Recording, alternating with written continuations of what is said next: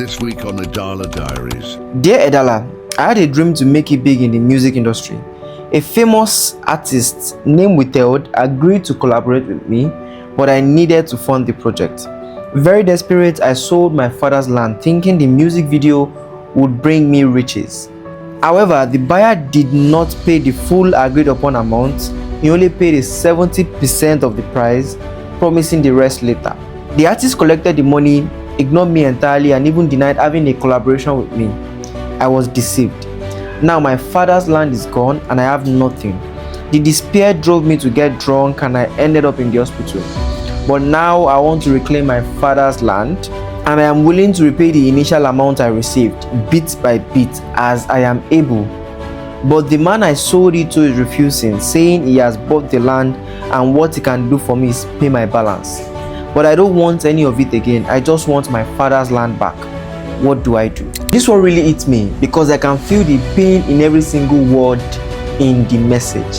You had a dream, you believed in the dream, and you gave it everything, even your father's land. But instead of success, you felt like you were deceived, and now you are left with nothing but regret. I won't lie to you, this is a very tough one because land, especially land that belongs to your family, is not just a property. It's a legacy, it is history, probably a place that you have lived in the past, and now it is in the hand of somebody else. Now to the very hard truth. The first thing is we have to be honest about this. Legally, you have sold the land. It may have been under desperate circumstances, but once a sale is completed, ownership is transferred. And from what you've shared, the buyer sees it as a done deal. But here's the twist. He still owes you 30% of the money.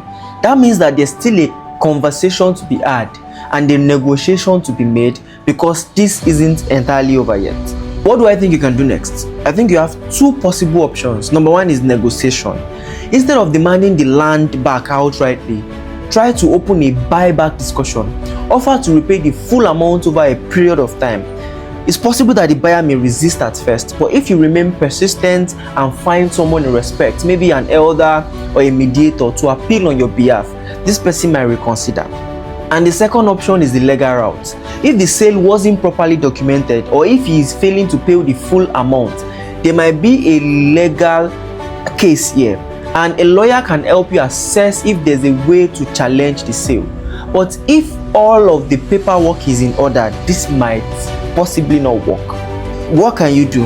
I know this isn't what you want to hear, but deep down what you really want is not just the land back. You want to undo the entire mistake. You want things to go back to how they were before the dream turned into a nightmare. But the truth is life doesn't really work that way, and I get it.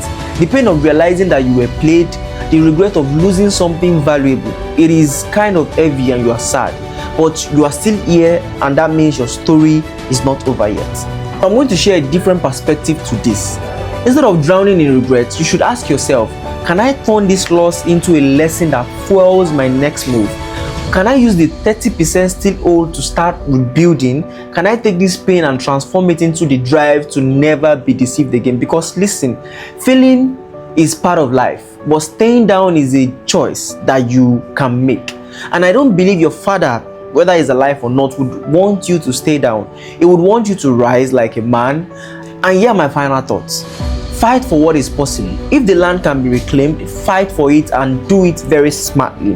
But if not, then make sure the loss is not in vain. Turn it into a stepping stone for something greater. Your future is still in your hands, and don't let this mistake define you.